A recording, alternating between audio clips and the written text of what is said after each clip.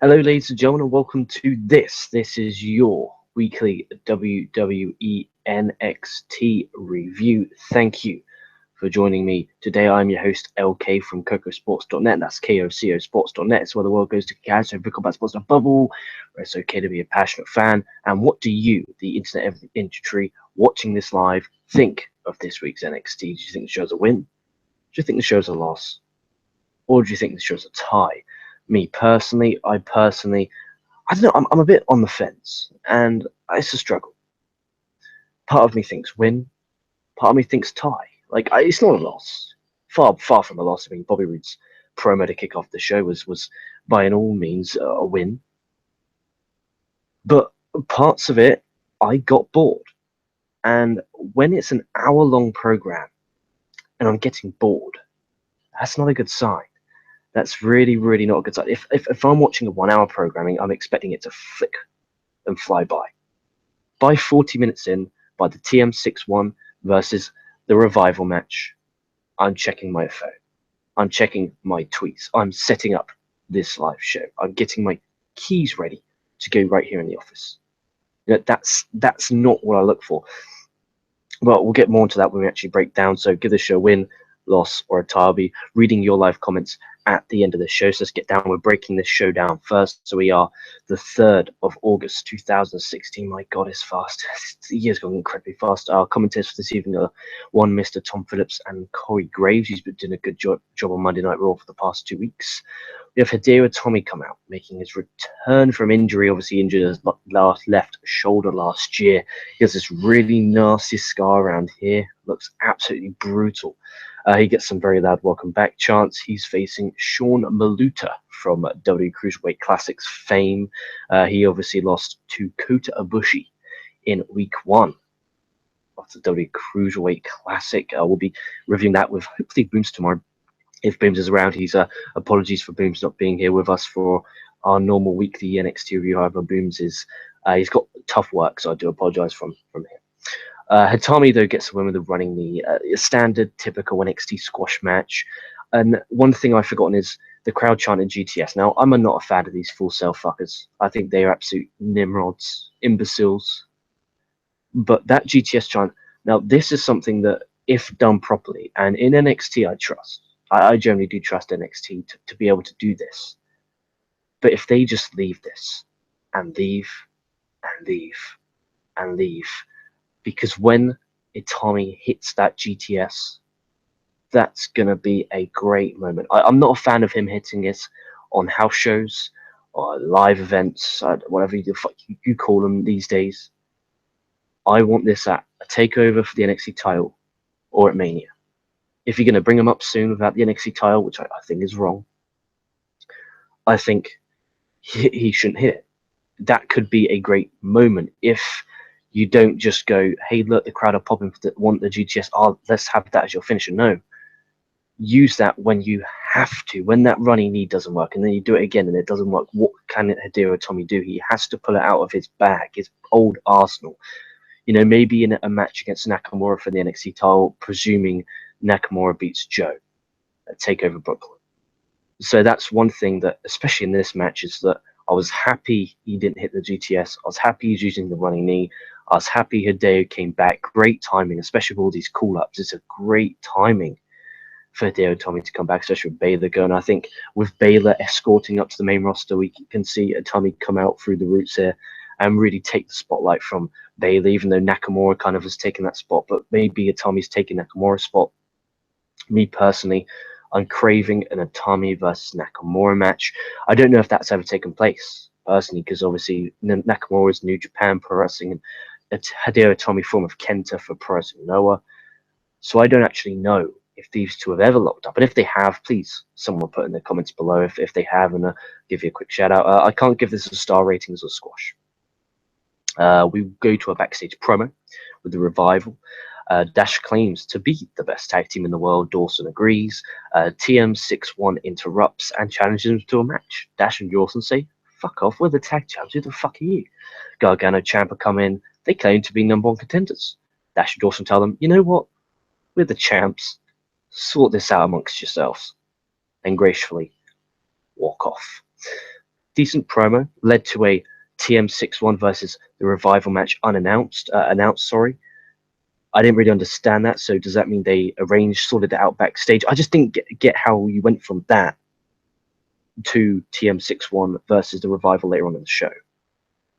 And that's really strange and very weird how it was, oh, let's talk amongst yourself. They stood there, they talked for a little while, and then nothing happened. Like, nothing changed. Like, nothing, they didn't say anything. It was a typical imbecilic WWE thing where Kevin Dunn done that. Where they just, do you find this in every WWE programming? They'll cut a promo, and then they'll stare into oblivion for about 5 seconds while the camera fades. That's the Kevin Dunn gimmick, and it's so fucking frustrating to watch. And don't do that to my Gargano Ciampa, please.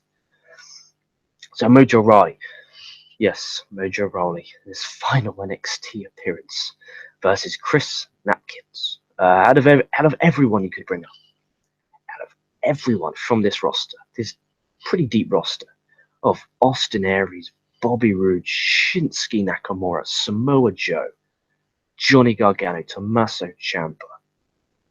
Out of all of them, you pick Mojo Rawley. I don't understand. Like out of everyone, he wouldn't be on any one of my lists apart from maybe the list to clean my toilet. You toilet Mojo Rawley. In fact, no, he wouldn't deserve to touch my toilet. I don't want him in my house. He looks like he's a bit of a strange motherfucker. I can't stand the guy. Samoa Joe, he comes out, the NXT champ. He just beats the shit out of both of them. Honestly, my man. It just when I was watching this, I was picturing. Have you guys ever watched Casper? Well, if you haven't, I'll tell you basically the backstory. The doctor he goes in there, he's trying to let the ghosts go on, let them cross over. It's to a certain extent. And the way it worked is he told them that he had a wife that passed. So the ghost, the fat one, shot off and said, "I'll go get her for you." He shoots off. He comes back. He dressed as his wife and then kisses him. And then he goes, "My man." It literally, that's what I wanted to do to Samoa Joe. That was going through my mind when that was happening. Yeah, so there was the interesting story. Joe, though, does cut an intense promo saying he basically will destroy Nakamura. Joe screaming at the camera, "Regal, this is what I'm going to do to Nakamura, Regal. This is what I'm going to do." Really good. I loved how they didn't look Mojo look like a complete jobber, which was very upsetting because they did let Mojo get a bit of his steam back as he attacked Joe from behind. But as he walked up the ramp, Joe just obliviated him again. But this is the Joe I like, the intense Joe. Do you remember in TNA, I think it was 2009, when he came back dressed in the black and really weird camouflage trunks with the face paint, and he had that like whipping thing. I thought that's pretty badass. But that's what it reminds me of, and I'm a big fan of this. We then go on to a backstage promo with Bayley. She claims to be ready for Asuka at NXT Takeover Brooklyn for the NXT Women's title. Then we have Aliyah versus Asuka. Aliyah is from Breaking Ground. The only thing I really remember about her, because it's been a long time since I've watched that series, the only thing I really remember about her is crying about not being on house shows and worried about being unemployed. But, I dig her look and her gear. Like, I think her gear looks nice. She looks like she's improved a lot from that documentary, but that was shot, 7-8 months ago now. So glad she's got improved. Glad she's got this spotlight and to share a ring, even with a wrestler with the level and skill of Asuka, really must help. So, Asuka's in the performance center learning with her. You have Bayley there. You have Sarah Doré. You just have a plethora of just women talent just oozing out of there. So I'm glad that she hasn't quit. She's stuck with it. Good for her. I wish her the best. Bayley's on commentary. She comes out. Asuka gets a chair. She sits on the edge of the ramp and just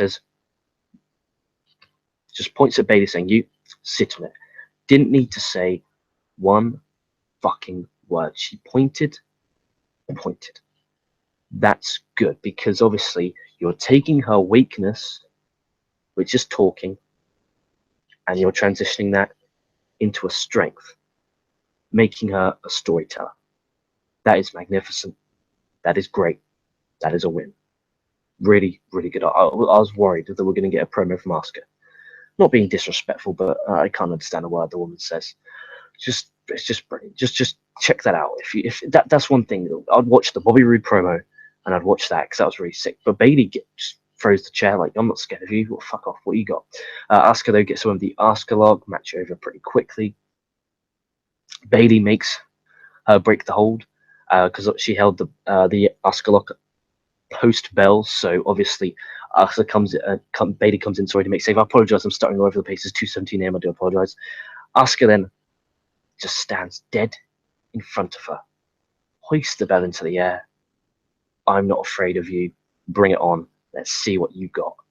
That's, to me personally, that's what it felt like she was kind of imposing and suggesting with her body language, the way she was holding the belt, and the way the storyline's been presented. I think that's magnificent.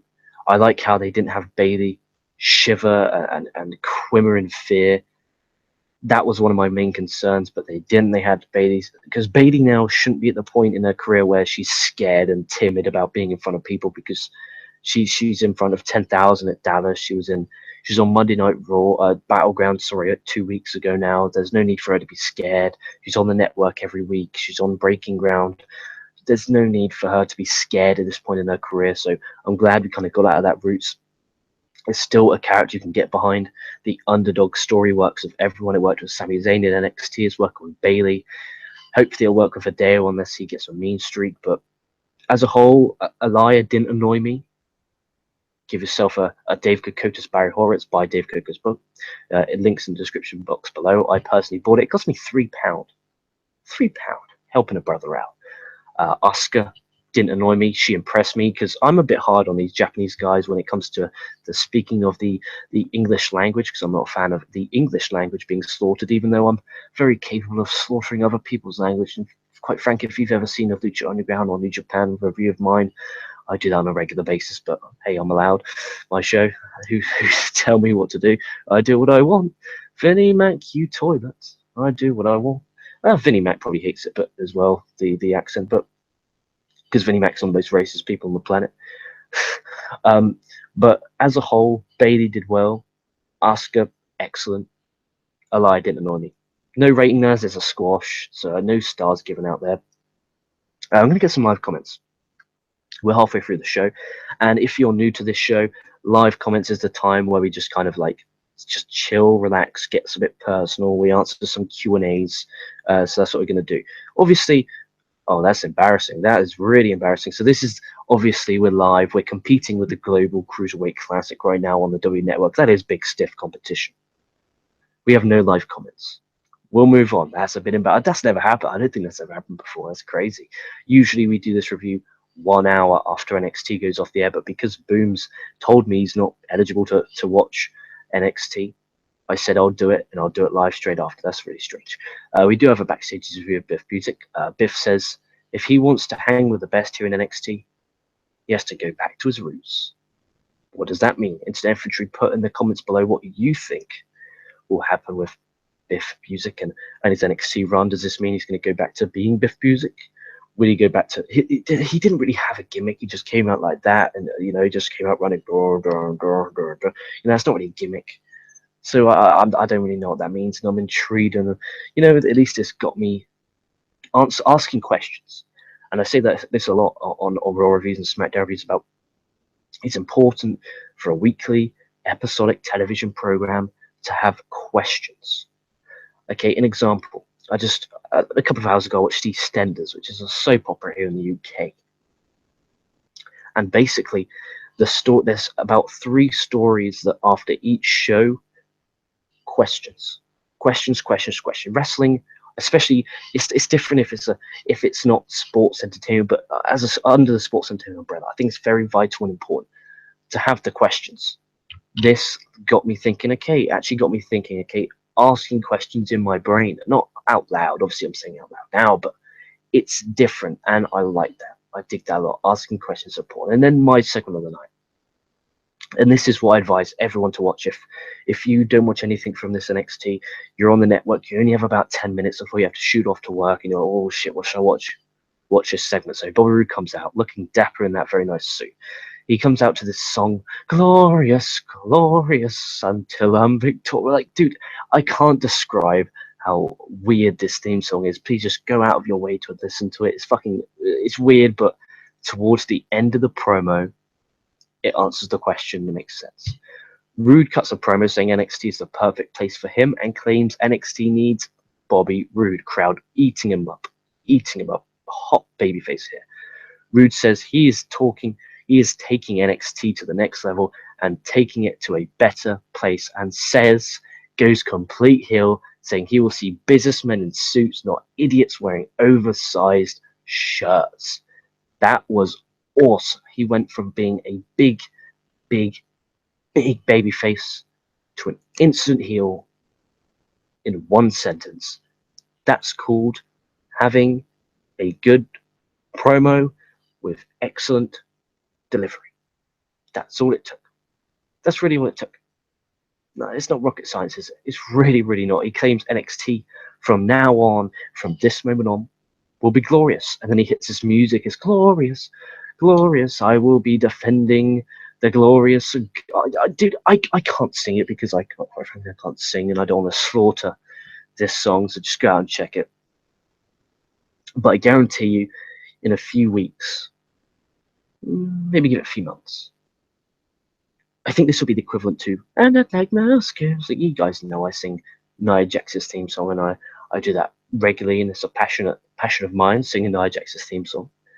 I think this is on the level of Nia Jax, but this promo was magnificent. Really top draw promo there from Bobby Roode, proving why he is one of the best in the world. And it just shocked me because I forgot how good Bobby Roode was at cutting promos. I legitimately forgot how good he was at cutting promos, and this was great to just see him in there just cutting a promo. Just, it didn't feel scripted. It felt like he believed every word that was coming out of his mouth. This is the type of promo you forget that you're watching a character. It looked like that was him, not the John Cena bullshit on SmackDown. Oh, I love this. This was him speaking. It felt like that. It felt like it came from the heart and meant every word. Really good stuff. We have a contract signing announced for next week between Bayley and Asuka. We then have TM61 versus the Revival, the Revival, the NXT Tag Team Champions. This is a non-title match. This isn't WCW. We have Dash and Dawson in the best shape they've ever been in. And someone in the comments, please tell me why the team is actually called TM61. Maybe I'm behind, or if I just didn't see this in the news pop up, but I have no clue, or any even guesses why they're called TM61. Is that like their postal code for where they lived in Australia when they were younger? I have no clue. This match is okay, nothing special. I mean, I've yet to see TM6 on. Obviously, they did stuff in Noah, which I think's probably a lot better. I'm not the hugest follower of Noah. I've just done my homework and know they come from Noah. It was an okay match. Nothing. Just, they needed something else. I don't know. Maybe the title on the line, or I don't know. I just think that the TM61 that went from squashes to boom, there you are, Revival, boom. Like, there was no, like, going from the bottom to the slowly build. It was bottom, woof. I'm not a fan of that. Like, I'm worried they're going to do that with Nia Jax, because just how thin that Raw women's roster is. Because you have Nia Jax, squash. Next level up, you've got Sasha Banks, Charlotte. I mean, I don't really know who they can feed her, but we'll look at that in a different review. But the end comes when Dash runs around, lures really Miller into the ring, where Dawson from out of nowhere hits a DDT to get the win. And it was great seeing a DDT get the win, like, from out of nowhere, just the impact of it. Because then when Dash hits it again, it'll have more impact, and the crowd will be a lot more into those near falls. After the match, the Revival, they cut a promo. Gargano and Ciampa interrupt them. They talk about Pokemon, which is a Pokemon chant, and you guys know my opinion on this Pokemon garbage. Still yet to play it, still not ever going to. Gargano talks about that. Gargano says the only thing I'm worried about collecting is the NXT tag titles. The crowd are generally fucking electric. They brawl. Gargano and Ciampa hit their running finisher, where Gargano hits a super kick to the back of the head, and Ciampa hits this running knee, taking his damn head off Ciampa counts to 3. They stand there. The show closes with Corey Graves saying, "I hope they fall off a cliff," playing that Pokemon Go. That was funny. That was magnificent. That made me laugh. Corey Graves, you're a very entertaining commentator. And it ended with the challengers, who are the underdogs, getting the upper hand heading into NXT Takeover Brooklyn. So we now pretty much know we have Gargano and Ciampa versus the Revival for the NXT tag titles. We also know we have the NXT Championship on the line with Samoa Joe and Shinsuke Nakamura. We have the NXT Women's title on the line with Asuka and Bayley. Who else knows what we get? We haven't got a Bobby Roode announced. I'm assuming, because the night is darkened for the spoilers and I don't read them, that we're going to have a Austin Aries No Way Jose match. Bobby Roode, Hideo Itami is one that I'm leading to. I don't know if we'll actually get that or not. That's what I'm hoping for. I'm not expecting it, but I'd be happy if that happened. But overall, tie, week win. Nothing to go out of your way and watch. Just check out the Bobby Roode promo because I thought it was absolutely epic and awesome in many more ways than one. It really, really was awesome. We'll get some live comments. I'm not expecting to have any. QQ-B says David Otunga's sweaty muscles are hot. You know what? Thank you for watching the NXT review and thank you for your comments. So we did have one live comment. We have one like, so thank you very much. We have no dislikes. Thank you very much. Thank you very much for watching this show. Everyone who is not watching us live right now, if you have watched us live, thank you very much. Thank you for that live comment. That was very amusing. I'm glad you enjoy that kind of thing. But thank you so much for watching this show. Thank you for subscribing. If you haven't, just do it. Just what are you waiting for? Do it right now. Do it right now. Hit the subscribe button. Hit that like button. Drop us a comment on what you thought